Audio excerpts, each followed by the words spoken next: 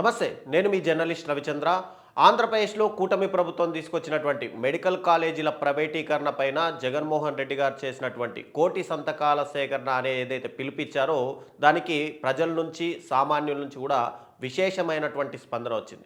దానికి సంబంధించే జగన్మోహన్ రెడ్డి గారు నిన్న ఆ కోటి సంతకాల సేకరణకు సంబంధించినటువంటి కాపీలను అటు గవర్నర్కి పంపించడం, తర్వాత గవర్నర్ అపాయింట్మెంట్ తీసుకొని ఆయన కూడా పర్సనల్గా వెళ్ళి అటు గవర్నర్కి పూర్తిగా రాష్ట్ర ప్రభుత్వం తెచ్చుకొచ్చినటువంటి ఈ పీపీపీ విధానం పైన ప్రజల్లో ఎంత వ్యతిరేకత ఉంది అనేది ఆయన గవర్నర్కి కూడా తెలియజేశారు.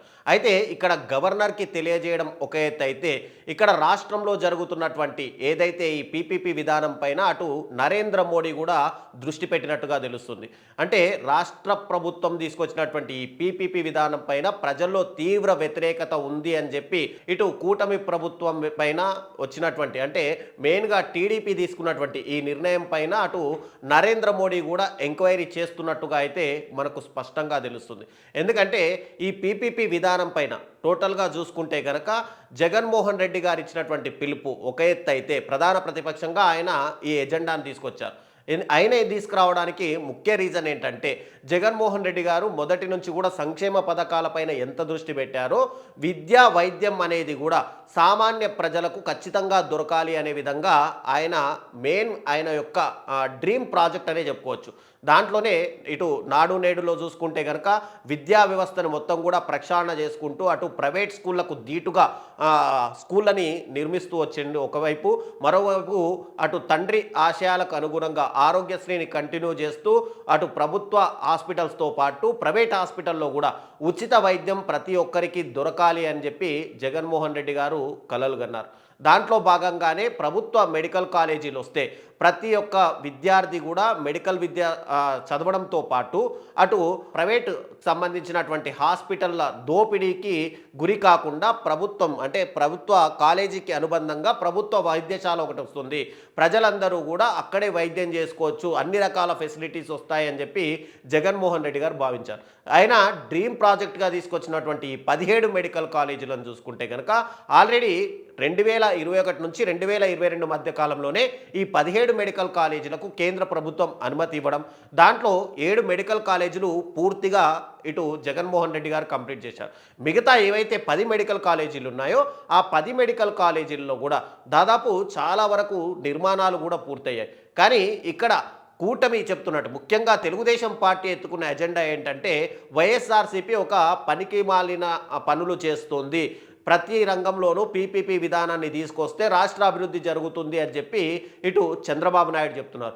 రిషికొండ లాంటి ఒక బిల్డింగ్ని జగన్మోహన్ రెడ్డి గారు కట్టి దానికోసము 500 కోట్ల రూపాయలు ఖర్చు చేశారు అని చెప్పి ఇక్కడ తెలుగుదేశం పార్టీకి సంబంధించినటువంటి ముఖ్య నేత, ముఖ్యమంత్రిగా ఉన్నటువంటి చంద్రబాబు నాయుడు అన్నారు. అంటే ఒక బిల్డింగ్ పైన 500 కోట్లు ఖర్చు చేశారు, అవే 500 కోట్లు ఖర్చు చేసుంటే 2 ప్రభుత్వ మెడికల్ కాలేజీలు పూర్తయ్యేవి అని చెప్పి ఆయన చెప్తున్నారు. అంటే ఇక్కడ టోటల్గా ఇంకా 10 మెడికల్ కాలేజీలు మాత్రమే పూర్తి కావాల్సింది. ఈ 10 మెడికల్ కాలేజీలకు మనం లెక్క ఇటు చంద్రబాబు నాయుడు చెప్పినటువంటి లెక్కల ప్రకారమే చూస్తే దాదాపుగా 2500 కోట్ల రూపాయలు ఖర్చు అవుతాయి. మరి లక్షల కోట్ల రూపాయలు ఖర్చు చేసి అమరావతిని మీరు సృష్టిస్తున్నప్పుడు 2500 కోట్ల రూపాయలు ఇప్పుడు ప్రభుత్వ మెడికల్ కాలేజీల పైన పెడితే ప్రతి ఒక్కరికి కూడా విద్య, వైద్యం రెండు కూడా సకాలంలో దొరికే పరిస్థితి ఇప్పుడు రాష్ట్రంలో కనిపిస్తుంది.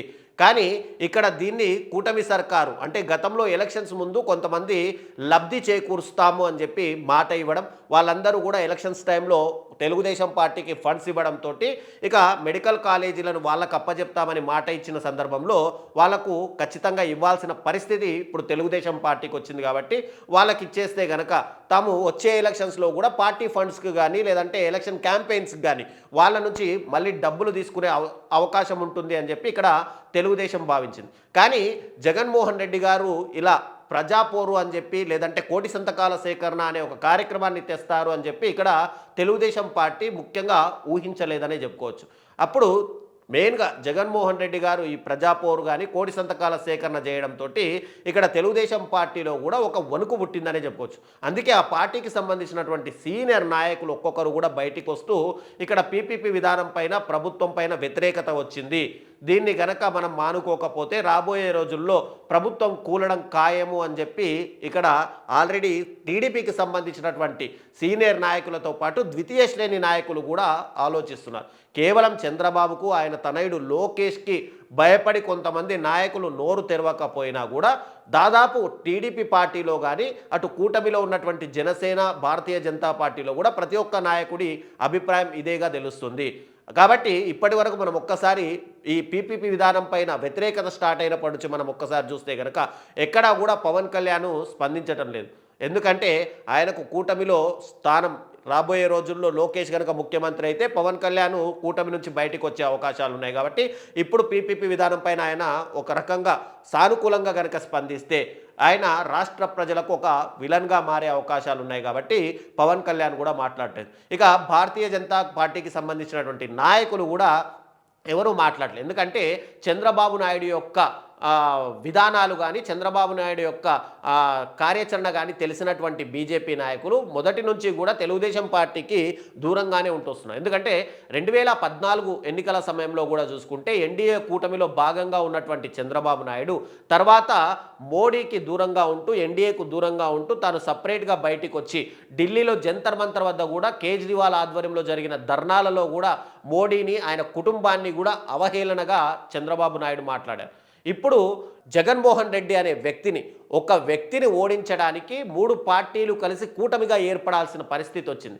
దాంట్లో భాగంగానే ఈ పార్టీలన్నీ ఏకతాటిపైకి వచ్చాయి. కానీ ఇప్పటికీ కూడా పార్టీలో మనస్పర్ధలు ఉన్నాయనడానికి మరొక ఎగ్జాంపుల్ చెప్పుకుంటే అటు తెలుగుదేశం పార్టీకి సంబంధించి మేనిఫెస్టో ఎప్పుడైతే రిలీజ్ చేశారో ఆ మేనిఫెస్టో రిలీజ్ సమయంలో కూడా భారతీయ జనతా పార్టీకి సంబంధించినటువంటి ముఖ్య నాయకులు దూరంగా ఉంటూ వచ్చారు.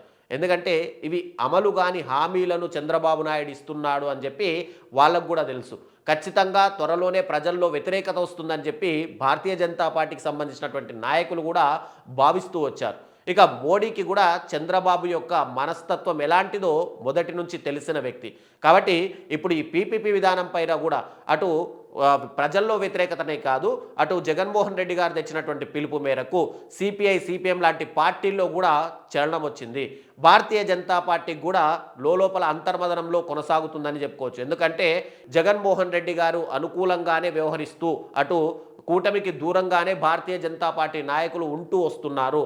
కాబట్టి ఈ పీపీపీ విధానం పైన కూడా పూర్తిగా భారతీయ జనతా పార్టీ నాయకులు ఎవరూ మాట్లాడొద్దు అని చెప్పి మోడీ నుండి ఆల్రెడీ సందేశాలు వచ్చడం వల్లనే ఇక్కడ భారతీయ జనతా పార్టీ నాయకులు ఎవరూ కూడా ఈ పీపీపీ విధానం పైన పూర్తిగా ఇది అనుకూలము అని చెప్పి నోరు తెరిసే పరిస్థితి లేదు. ఇక జగన్మోహన్ రెడ్డి గారు టోటల్గా ఈ కోటి సంతకాల సేకరణ విషయంలో కానీ గవర్నర్ని కలిసి టోటల్గా ఈ విషయాన్ని చెప్పడంలో కానీ పూర్తిగా సక్సెస్ అయ్యారనే చెప్పుకోవచ్చు. రాబోయే రోజుల్లో అటు మోడీ జగన్మోహన్ రెడ్డి గారిని పిలిచి స్పష్టంగా ఇక్కడ రాష్ట్ర పరిస్థితుల గురించి, గతంలో అరెస్టుల గురించి, టోటల్గా సోషల్ మీడియా యాక్టివిస్టుల అరెస్టుల గురించి, నాయకులను జైలు పాలు చేసిన దాని గురించి త్వరలోనే మోడీ అమిత్ షా ద్వయం ఇద్దరూ కూడా జగన్మోహన్ రెడ్డి గారితో ప్రత్యేకంగా భేటీ అయ్యే అవకాశాలు కూడా మనకు కనిపిస్తున్నాయి.